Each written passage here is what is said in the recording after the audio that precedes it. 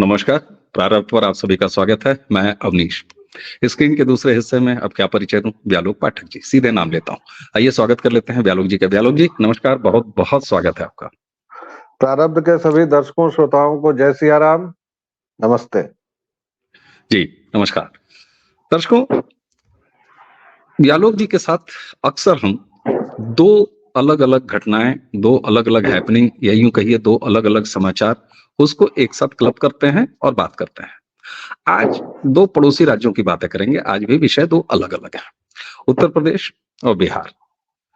दोनों कहानियां अलग हैं, दोनों हैपनिंग्स अलग हैं, दोनों समाचार अलग हैं, लेकिन एक बात कॉमन है, इन दोनों में मजहब है। एक तरफ पूरा मजहब है तो दूसरी तरफ, यानी एक तरफ कह लीजिए पूरा अब्दुल है तो दूसरी तरफ अब्दुल की आपियां, यानी अब्दुल की बहनें हैं, उनकी रिश्तेदार। ये मजहब की कम्युनिटी कैसे पैदा हुई, इन दोनों बातों पे हुआ ये कि बिहार में बिहार सरकार ने नया छुट्टियों का कैलेंडर घोषित किया है। और जब वो कैलेंडर आया तो जरा सुनिएगा ध्यान से। जन्माष्टमी, रक्षाबंधन, रामनवमी, शिवरात्रि, तीज, बसंत पंचमी और जीवित पुत्रिका, जो कि भोजपुरी में जिउतिया के नाम से बिहार में बहुत ज्यादा मनाया जाता है, ये छुट्टियां खत्म कर दी गई। ये सही सुना आपने, खत्म कर दी गई है। लेकिन इसके साथ और क्या किया गया है? ईद और बकरीद की 3-3 दिन की छुट्टी की गई, मुहर्रम की छुट्टी 2 दिन की गई है। तो इस तरीके से ये एक मजहब से जुड़ी हुई सूचना या समाचार बिहार से। उत्तर प्रदेश, जहां अब्दुल की आपियां चर्चा में है, अब्दुल की आपियां इस तरह से चर्चा में है कि बाकायदे बुर्का नशी औरतों ने, लड़कियों ने रैंप वॉक किया। जैसे वो फैशन पे आप देखते हैं ना, बिल्कुल रैंप वॉक किया। तरह तरह के डिजाइनर बुर्का थे। क्या मायने हैं? क्या ये हंसी जैसी कोई बात है? मुझे लगता है इससे बहुत आगे की बात है। व्यालोक जी, बिहार और यूपी की इन दो घटनाओं जिसमें मजहब कॉमन है, तो पहले जरा बिहार को उठा लेते हैं। ये जो छुट्टियां कम करके हिंदू त्योहारों की छुट्टियां कम की गई हैं, जीवित पुत्रिका जैसी छुट्टियां कम की गई हैं, और उसको उठा के मुहर्रम और बकरीद की छुट्टियां जो वो बढ़ा दी गई हैं। साहब, ये गंगा जमुना की जो तहजीब है कथित, तो उसमें जमुना की टोटी में से ज्यादा पानी और गंगा वाली टोटी जो है उसको सुखाने का प्रयास किया गया है। ये क्या है? ये गंगा यमुना की तहजीब नहीं है, ये गंगा और आबे जमजम की तहजीब जबरन लाने की कोशिश की गई है। और आपको पता है कि आबे जमजम और गंगा का पानी मिलाएंगे तो वो एक नहीं रहता है। आगे की बात करने से पहले एक थोड़ा सा मैं इसकी भूमिका बांधना चाहता हूँ, 2 लाइन की, ताकि दर्शक समझ जाएं। ये दोनों घटनाएं न तो अलग हैं, न ही अविच्छिन्न है। ये दोनों घटनाएं परस्पर मिली हुई हैं। और इतना ही नहीं, अगर मैं इसमें जोड़ दूं कि नीदरलैंड में जो गीट वाल्डर्स के साथ हुआ है, जो उनकी अद्भुत जीत हुई है, उनको फार राइट का लोग कह रहे हैं, अतिशय दक्षिणपंथी। अब दक्षिणपंथ क्या है वह एक अलग विषय है, लेकिन उनको लोग फार राइट का बोल रहे हैं और इस्लाम विरोधी बोल रहे हैं। हालांकि वो इस्लाम विरोधी नहीं है, वो उस तबके में से हैं जो केवल इस्लाम का सच बोल दे रहे हैं कि भाई ये इस्लाम में है। तो ये 3 चीजें एक साथ हैं और ऐसी बहुत सारी चीजें जुड़ी हुई हैं। इस्लाम जब अपने बगटूट घोड़े पर विश्व विजय के लिए निकला है तो उसके पास 3 हथियार होते हैं। उसके हरावल दस्ते में, यानी उसके पैदल सैनिकों में, वो लोग होते हैं जो मारकाट करते हैं, जो कन्हैया लाल को मार देते हैं, जो अभी यूपी में प्रयागराज में विश्वकर्मा को मार दिया या मारने की कोशिश की, वो तो बाल बाल बच गया। या फिर किसी यूरोपियन कंट्री में जाके अल्लाहू अकबर कह के फट जाते हैं या कहीं बम धमाका कर देते हैं, ये उसके पैदल सिपाही। इसके साथ दूसरा वक्फा वो होता है जो उसको वैचारिक और आर्थिक संबल देता है। आर्थिक संबल को रहने देते हैं, वैचारिक जो संबल देते हैं उसमें अजगर वजाहत, रवीश कुमार, तमाम सेकुलर, लिबरल, लिबरांडू, मतलब इस तरह के जितने घृणास्पद जीव हैं जिनको भी आप सोच सकते हैं, जिनका नाम लेने से आपको उबकाई है, वो सब इस दूसरे इसमें रहते हैं कि ये सच्चा इस्लाम नहीं है। इस्लाम का मतलब ये नहीं है, वो है। अभी मैं एक बहुत ही हास्यास्पद बात पढ़ रहा था, जब आपका फोन आया था और आपने कहा था कि 5 मिनट में हम लोग लाइव करेंगे, तो एक बहुत हास्यास्पद बयान मैंने देखा कि सीरिया में एक कबीला है जो आईसिस का पार्ट है, ओब्वियसली। उसको इन लोगों ने इस्लाम बदर किया हुआ है। कहते हैं कि वो इस्लामिक नहीं है। क्यों? क्योंकि वो हत्याएं करते हैं। माने बाकी इस्लामिक सेक्ट तो पता नहीं क्या करते हैं, कितनी पूजा पाठ कर लेते हैं, कितने धार्मिक होते हैं। जिस पॉलिटिकल थॉट का उद्गम मारकाट, लूटपाट और उस बंटवारे से हुआ था, वो आज 1400 साल भी बाद भी नहीं बदला है। लेकिन ये दूसरा जो तबका है, वह लगातार बताता है कि इस्लाम शांति प्रिय है, इस्लाम का मतलब बिरयानी है। भले ही उस बिरयानी के पीछे कितने जानवरों को हलाल किया गया है वो आपको कोई नहीं बताएगा। उस समय पेटा वाले भी छुट्टी पर चले जाएंगे। लेकिन इस्लाम गजल है, इस्लाम सूफी है। अब उन सूफी सो कॉल्ड पंडितों ने क्या क्या भारत भूमि में गुल खिलाए हैं, ख्वाजा मेरे ख्वाजा से लेके और पता नहीं कौन कौन से निजामुद्दीन औलिया से लेके और किस किस ने क्या क्या गंध मचाई है, इस पर कोई चर्चा नहीं होगी, इस पर पूरी चुप्पी होगी। ये दूसरा तबका है। और तीसरा सबसे खतरनाक तबका है धिम्मी हिंदुओं का, जो मैकाले बनाना चाहता था और जिसकी सबसे बड़ी मिसाल ये के पाठक है। ये के पाठक शिक्षा सचिव है, सो कॉल्ड, बिहार का, और जिसने नीतीश कुमार के कहने पर, नीतीश कुमार की सह में आकर, इसने पहले भी एक प्रयोग किया था, अभी तुरंत 2 महीने पहले। लेकिन ये इतना पतित है, इतना अधिक पतित है ये, कि इसको 2 महीने पहले जो विद्रोह हुआ उससे इसको कोई शर्म नहीं आई और इसने फिर से ये किया। ये मेरी भूमिका थी। अब जरा बिहार की घटना पर आते हैं। 2 महीने पहले जो हुआ उसको जानने से पहले जरा के पाठक को जानते हैं। के पाठक एक नौकरशाह है, और नौकरशाह का मतलब होता है जो ब्रिटिश कायदे में इस देश की सेवा कर सके। क्योंकि हमारे प्रथम प्रधानमंत्री महान जो थे, उन्होंने कुछ भी तो बदला नहीं, बस आईसीएस का नाम बदल के यूपीएससी रख दिया या आईएएस रख दिया, यही तो किया। आप अगर लाल बहादुर शास्त्री इंस्टीट्यूट में जाएंगे, जो इन यूपीएससी पास आउट लोगों के लिए वहां जो प्रशिक्षण का कायदा होता है, तो उसका मूल ये रहता है कि आप जड़ से कितनी जल्दी और कितनी बुरी तरह कटें। 4 तरह के चम्मच से कौन भारतीय खाना खाता है साहब? कौन सा भारतीय हाथ में दस्ताने पहन के कुछ करता है? भाई ये गर्म देश है, यहां तो भोजन धोती में और ऊपर नंगे बदन होता था। आप यहाँ पर कोट टाई लगा रहे हैं। खैर, मैकाले ने कहा था कि जिस दिन हम अपने मुताबिक बनाना शुरू हो जाएंगे उस दिन इस देश को, और इसीलिए मैं बार बार कहता हूं कि अब मैकाले का सपना सच हो रहा है। क्योंकि के पाठक जैसे बदजुबान, बदमिजाज और बेहुदा किस्म के लोग जब इतने ऊंचे पोस्ट पर पहुंच रहे हैं और वह अपनी जड़ों से इतने कटे हुए हैं, और मैं नीतीश कुमार को गालियां इसलिए नहीं दे रहा हूं क्योंकि नीतीश कुमार ने एक बार ये कह दिया, आप उसको परफॉर्मेंस दे रहे हैं बार बार, और इनको लगता है, इन साहब को, इनके ये 1-2 कांड नहीं है, ये तो महाकांड है, इस पर तो हम लोग चर्चा कर ही रहे हैं। ये भाई साहब कभी भी किसी स्कूल में पहुंच जाते हैं, टीचर से बोलते हैं कि पहाड़ा सुनाओ।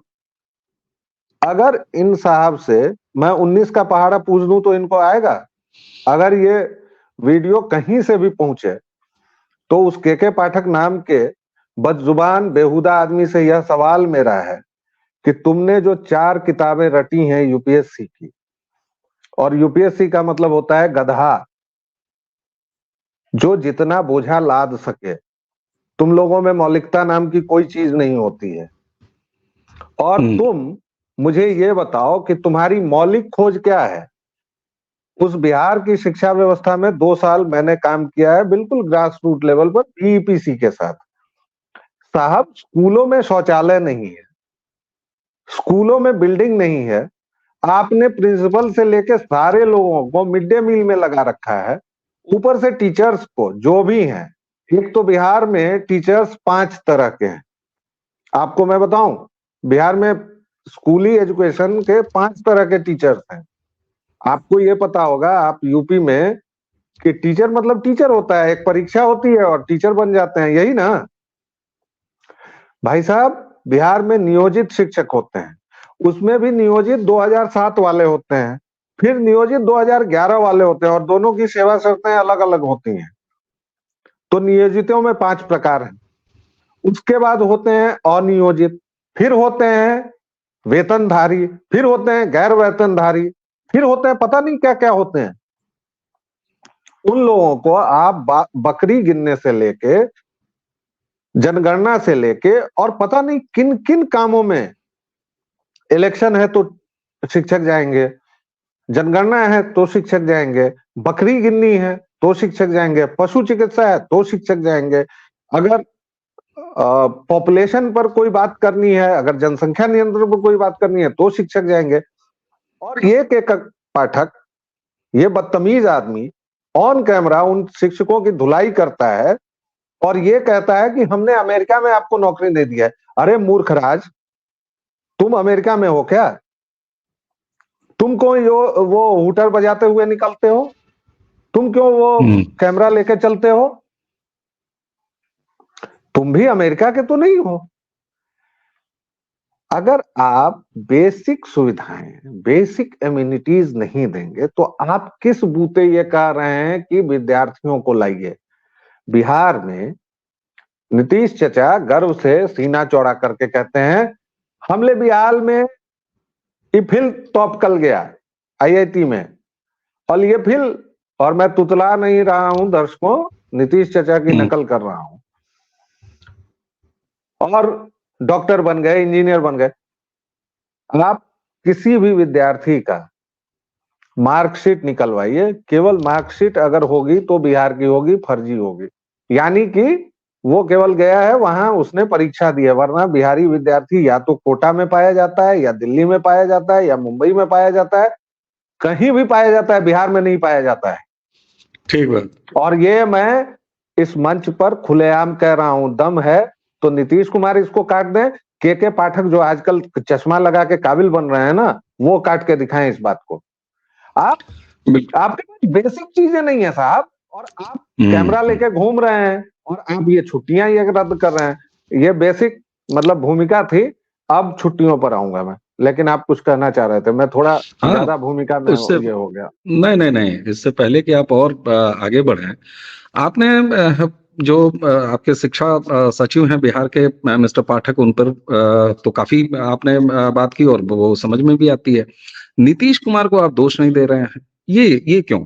क्या नीतीश के न चाहते हुए या नीतीश की गैर जानकारी में इतनी बड़ी चीज हो गई? पहला तो ये पूछूंगा। दूसरी बात, जब आप अपनी बात कहेंगे तो उसमें एक चीज, हिंदुओं के इतने सारे त्योहारों में कमी की गई।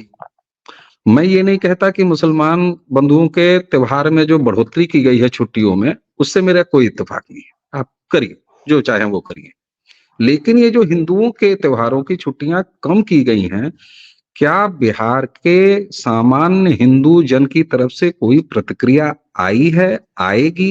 अरे भाई, छुट्टियां कम की गई हैं, उतरो सड़क पर।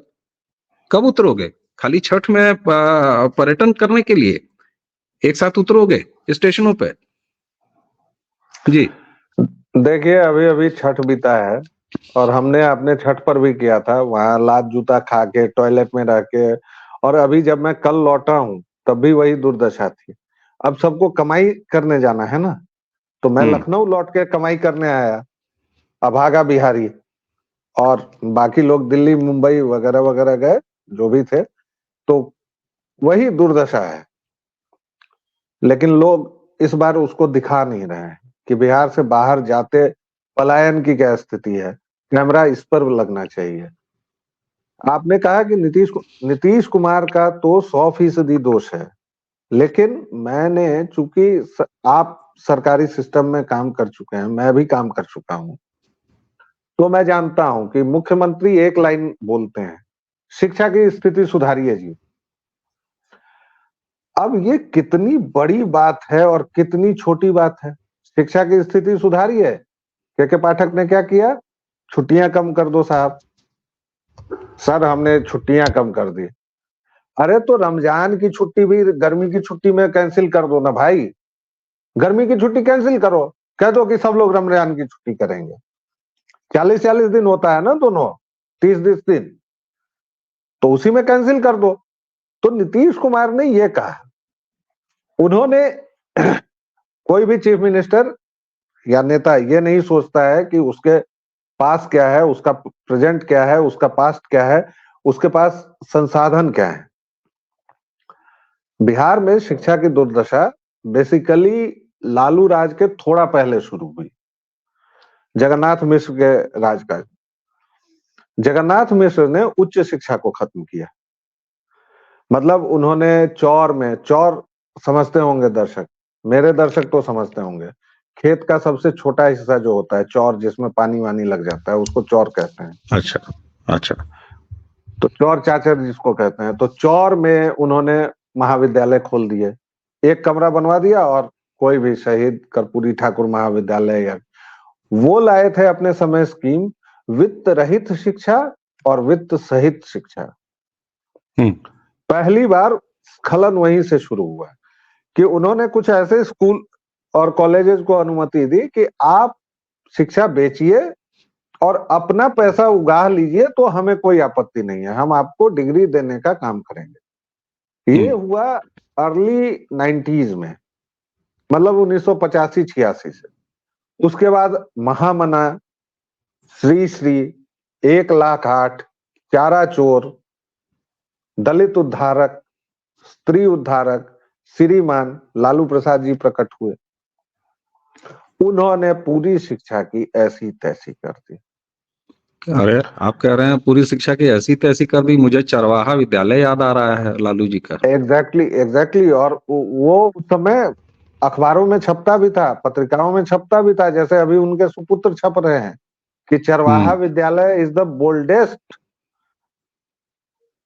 एंड मोस्ट इनोवेटिव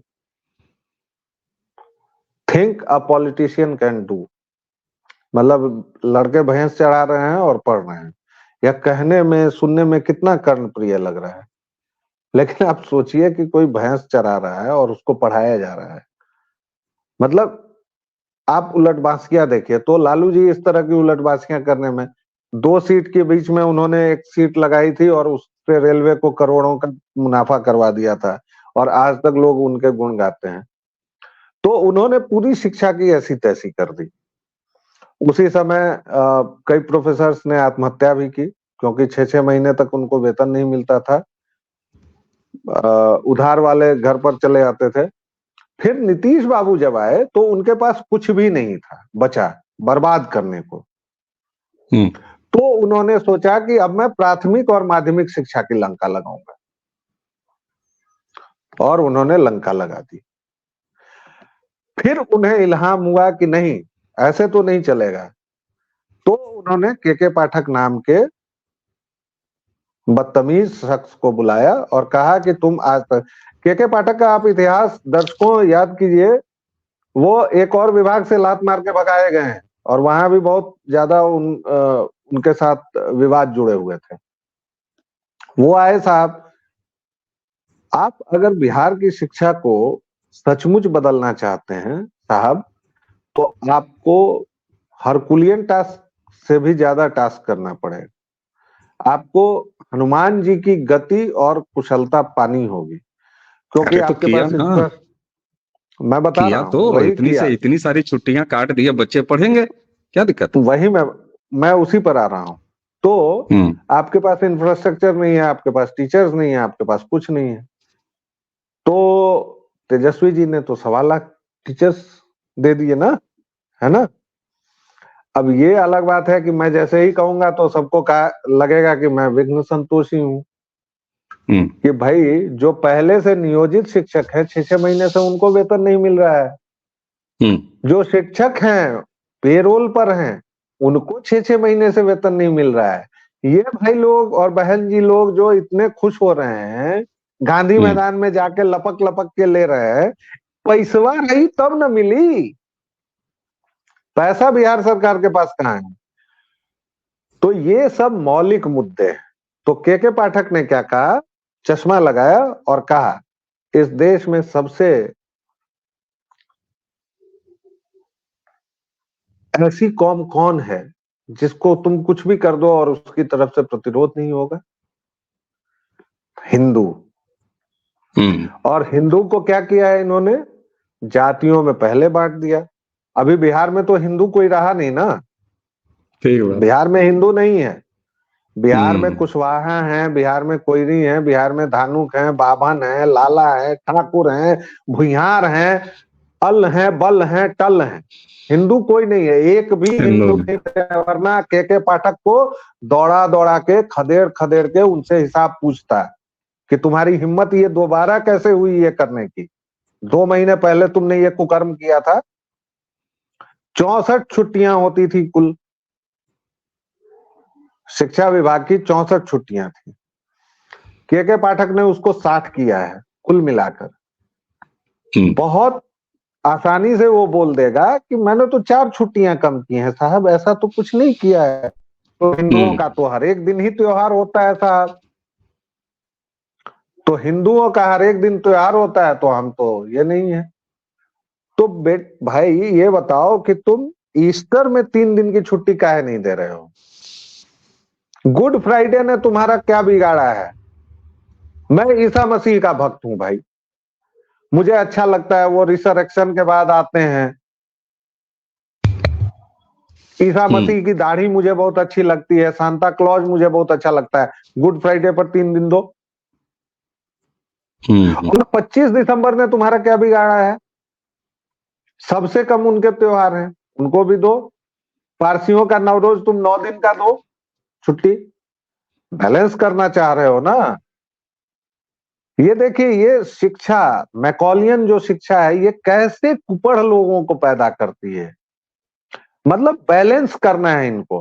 अरे भाई, जिस पॉलिटिकल थॉट में उत्सव धर्मिता है ही नहीं, जिसमें केवल कुरेजी है, मारकाट है, उसको तुम जबरदस्ती सनातन के साथ कैसे तोल दोगे?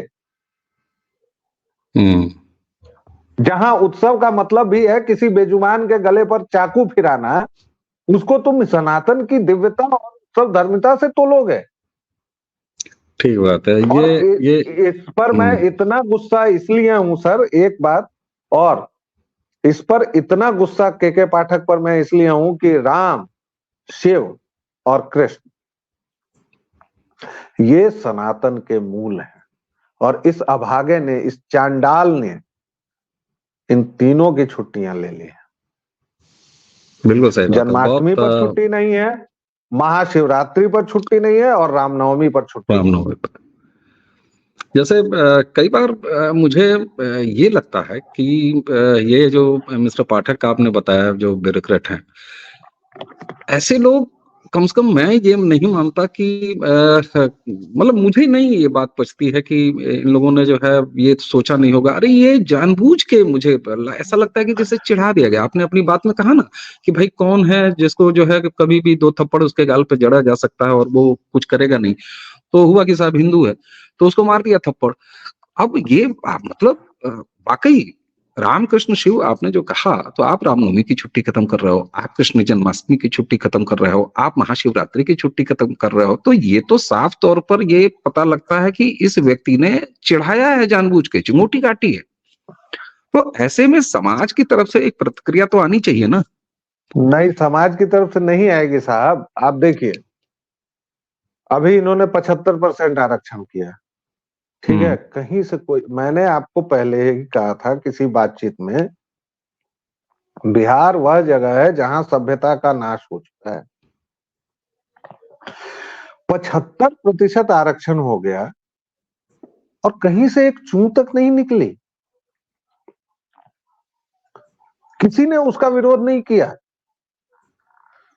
70 वर्षों से तुम आरक्षण दे रहे हो, इसके बावजूद तुम अब 50% से तुम्हारा मन नहीं भरा तो तुम 75% करोगे, क्यों करोगे? लेकिन चूं तक नहीं निकली। प्यारे दर्शकों, मुझे करेक्ट मत कीजिएगा, मुझे पता है कि नमन सराफ और एक सेठ ने कल पटना हाई कोर्ट में एक याचिका दायर की है, लेकिन यह बहुत देर से की गई बहुत छोटी कवायद है। बिल्कुल ठीक बात है। हालांकि ये बड़ी निराशाजनक स्थिति है समाज के तौर पर, जो एक बिहार के लोगों की चुप्पी देखी जा रही है, इस तरह की चीजें। कम से कम इस पर तो रिएक्ट आपके मतलब 3 आराध्य और इन तीनों के की छुट्टियां खत्म कर पिछली देना। बार अच्छा, इन्होंने चूंकि यही किया था 2 महीने पहले, तब लोगों ने विरोध किया और जो शिक्षक थे वो नहीं गए। इसने ऐन रक्षाबंधन पर ये कांड किया था, तो टीचर्स नहीं गए, टीचर्स रक्षाबंधन मनाते रहे। तो अब या तो तुम मास एक्सपल्शन करो, मास रेस्ट्रिक्शन करो, मास सस्पेंशन करो, या फिर चुप रहो। तो इन्होंने नहीं किया। एक तरफ ये कांड चल रहा है, दूसरी तरफ यूपी वाला कांड चल रहा है कि हाँ, मैं वही कह रहा था, क्योंकि हमारा जो हम लोगों का जो समय है वो भी अब वो हो रहा है, तो मैं चाहूंगा कि इसको अगले 4-5 मिनट में जरा ये यूपी वाला मामला, क्योंकि देखिए कहने को ये रैंप वॉक है, बुरके में तरह तरह के डिजाइनर बुरके में, ठीक है आपका पहनावा है, आप पहनिए, लेकिन जब वो बुर्का एक ऐसा कपड़ा है जो स्त्री को ढकने के लिए बनाया गया है, ऐसे में उसकी नुमाइश, ये बड़ी आसान सी और मजाकिया बात मुझे नहीं लगती है। इसके पीछे एक मुझे मतलब आप बोले तो ज्यादा बेहतर है, लेकिन मुझे ये इतना आसान नहीं लगता। ये पूरा डिजाइन है जो मैंने आपको कहा शुरू से आइए कि इस्लाम के 3 तरह के जो सैनिक हैं, तो ये तीसरे प्रकार का सैनिक के पाठक है, धिम्मी हिंदू, जो अपनी जड़ों से हटके, जो अपनी पहचान पर शर्मिंदा होकर और इस तरह की उल-जलूल हरकत कर रहा है। और ये दूसरा दस्ता जो है, ये नॉर्मलाइजेशन ऑफ अ कल्ट है। आप सोचिए कि कोई आपको देख के दहशत में आ जाए, कोई आपको देख के डर जाए, उस मानसिकता के ऊपर आप जाइए, कैसा लगता है आपको? और सॉरी टू से, इस्लाम यही है। अब उसको नॉर्मलाइज करने की कोशिशें हो रही हैं। बुर्का देखते ही, बुर्के में आप किसी, यही नीतीश कुमार की सरकार है जो हिंदू लड़कियों से उनके कान के कुंडल और क्या क्या निकलवा लेती है परीक्षा हॉल में, लेकिन क्या उसके पास हिम्मत है कि वो बुर्का ये कर दे? और उस बुर्के के अंदर क्या होगा? किसी जी नहीं, गलोक भाई, यहाँ आपने बड़ी महत्वपूर्ण बात जो कही कि ये नॉर्मलाइजेशन का एक वो प्रोसेस है, तरीका ये है, एक प्रोसेस है।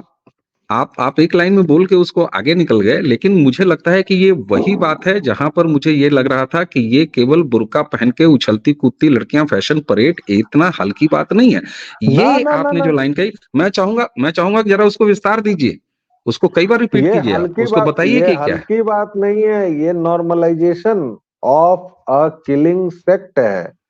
ये उस संप्रदाय को सामान्य बनाने की कोशिश है जो 7 अक्टूबर को जो संप्रदाय इजराइल में घुसता है जल थल नभ तीनों से, और बच्चियों की लाश के साथ जघन्य कर्म करके उनको जीप में परेड करवाता है, उनको लात घूसे मारता है, लाशों के साथ विभत्स कृत्य करता है, ये उस संप्रदाय को भारत में सामान्य बनाने की साजिश है कि बुर्का इज सो ब्यूटीफुल। वहीं कनाडा में एक बिलबोर्ड आ रहा है, कनाडा हिजाब इज माय चॉइस। आप सोचिए, सऊदी अरब में जाके कोई जू या ईसाई मैं हिंदुओं की तो बात ही नहीं करूंगा, हिंदू तो मतलब इस दुनिया का है ही नहीं। कहने को एक आध हिंदू कहीं बचे हुए हैं, या सो कॉल्ड गिनती में 80 करोड़ होंगे।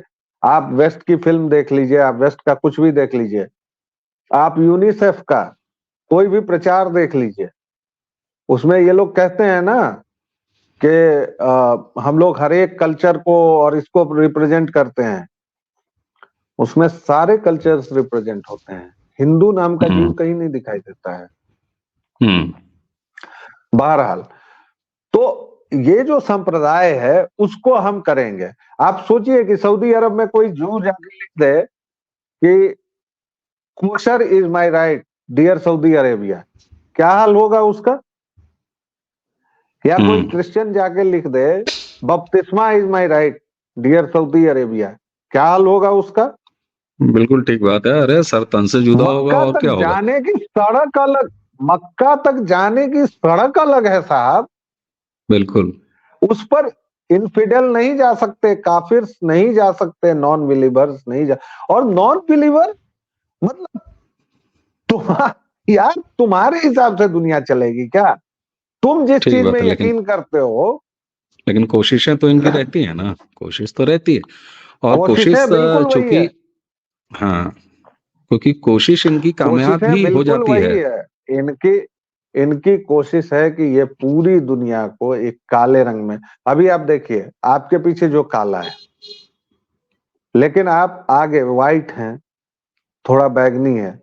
मेरा कलर देखिए, मैं हरा हूं, थोड़ा सा धूसर है, पीछे नीला है, ऊपर कुछ व्हाइट किस्म का है। ये दुनिया रंगों से खूबसूरत होती है। और इस्लाम नाम का जो पॉलिटिकल थॉट है, वो इस दुनिया की खूबसूरती के लिए सबसे बड़ा अजाब है। वो बिल्कुल इस ठीक बात, दुनिया के लिए सबसे बड़ा खतरा है। बिल्कुल ठीक आप बात। जब ही डाइवर्सिटी को खत्म करते हैं, आप जब ही एक रंगा बनाते हैं, उसमें कोई मजा नहीं है। और मुझे बड़ी खुशी है, और अगला प्रोग्राम मैं चाहूंगा कि आप इस पर करें। एक्स मुस्लिम्स रजिस्टर्ड तौर पर 6 मिलियन हो गए हैं, यानी 60 लाख। बिल्कुल तो बिल्कुल। कम से कम और 60 लाख लोगों के पास दिमाग आया है, और वो इस खूरेज विचारधारा से अलग हो गए हैं। ठीक इतना बात है। तो और आप ठीक है। ठीक बात है। और आपने चूंकि एक्स मुस्लिम का जिक्र किया, तो अपने दर्शकों को मैं कम से कम ये बात पहुंचाना चाहूंगा, और मुझे अच्छा लगेगा कि बहुत जल्दी ही आगे आने वाले समय में एक्स मुस्लिम के एक बड़ा नाम वो प्रारब्ध के इस मंच पे होगा, हम लगातार बातें करेंगे उनसे। तो व्यालोक जी, ये जो सबसे बड़ी बात मुझे निकल के आई, और मुझे थोड़ा अंदर से अच्छा लग रहा है कि मेरी जो आशंका थी वो वाकई, ये जो बुर्का पहन के और फैशन ये रैंप पे चलना, जिसको मैं ये चाह रहा था ये कहना कि वाकई ये कोई हल्की बात नहीं है, इसको मजाक में नहीं उड़ाना चाहिए, और इसके पीछे एक बड़ी बात है, उसको आपने बिल्कुल एक वाक्य में जो रखा कि ये सामान्यीकरण है, ताकि बुर्के के प्रति जो एक चीज है कि औरतों के लिए जो है बंदिश है, दिस है, दैट है, वो डिजाइनर बुर्के के तौर पर, और बुर्का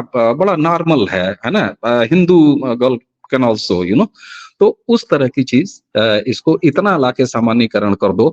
और मैं दर्शकों, आप ध्यान दीजिएगा मेरी इस बात पे, आप नए पतलूनों के जो नए फैशन हैं, नए लड़के जो पहन रहे हैं, आपने देखा होगा कि वो एड़ी के ठीक ठाक ऊपर उसको शॉर्ट शॉर्ट पैंट वो बोलते हैं। याद कीजिए जरा, बड़े भाई का कुर्ता और छोटे भाई का कुर्ता, पाजामे में क्या होता है, बिल्कुल पजामा बिल्कुल। हमेशा इतना ऊपर होता है। तो अपनी रवायतें, अपनी धार्मिक मजहबी रवायतों को किस तरीके से फैशन में लाके, आज जो है हर लड़का जो है घुटने से एक बिता ऊपर पैंट पहने घूम रहा है। मेरा तो कभी कभी मन होता है, मैं शुरुआत में जब देखता था तो मुझे लगता था यार ये कमर छोटी हुई नहीं है, ये पैंट इस बच्चे की कैसे छोटी हो गई। और लिटरली मैं तो मजाक में एक आध बार कोशिश किया है, मैं जाके पकड़ के कि बेटा आपकी पैंट ऊपर हो गई, जरा नीचे कर दे। तो वो ऊंचा पाजामा किस तरीके से लाके रखा गया, अब बुर्के की बारी है, और बुर्का को भी किस तरीके से लेके आया जा रहा है। कश्मीर इसमें सॉरी द केरला स्टोरी में ये देखा ही गया कि किस तरीके से पहले हिजाब पहनो, हिजाब के फायदे और दुनिया भर की चीजें। तो ये बहुत ही गंभीर बात है।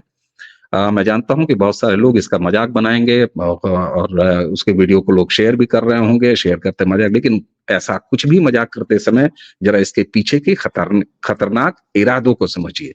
मैं खतरनाक कह रहा हूं, ये सांस्कृतिक हमला है।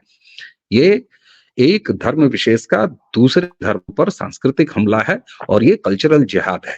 तो जिहाद के बहुत सारे रोटियां बनाते हुए जिहाद आपने देखा है, सब्जियां बेचते हुए आपने जिहाद देखा है। कहाँ तो जिहाद जैसे होता है ना कि कहीं भी है, किसी भी वक्त है और किसी के भी द्वारा किया जा रहा होता है।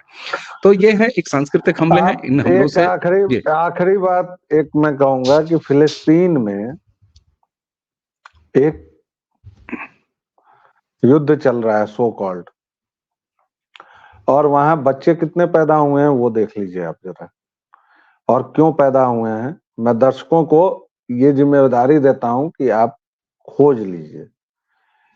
वहां बच्चे पैदा होते हैं और कुर्बान करने के नाम पर पैदा किए जाते हैं, क्योंकि $350 मिलते हैं एक कुर्बानी के, तो एक्स्ट्रा बच्चे पैदा किए जाते हैं।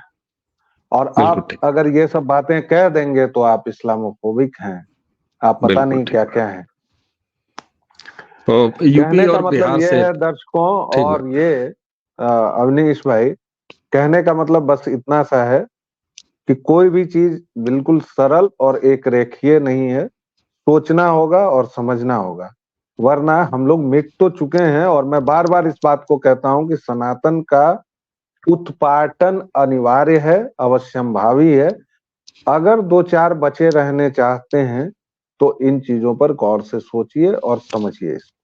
बिल्कुल, बिल्कुल ठीक बात है। तो यूपी और बिहार से जुड़ी हुई ये 2 घटनाएं, जहां बिहार में छुट्टियां कम कर दी गई, और मजाक ये है कि केवल हिंदुओं की छुट्टियां कम की गई, और उन कम की गई छुट्टियों में रामकृष्ण शिव यानी जन्माष्टमी, महाशिवरात्रि और रामनवमी ये भी शामिल है।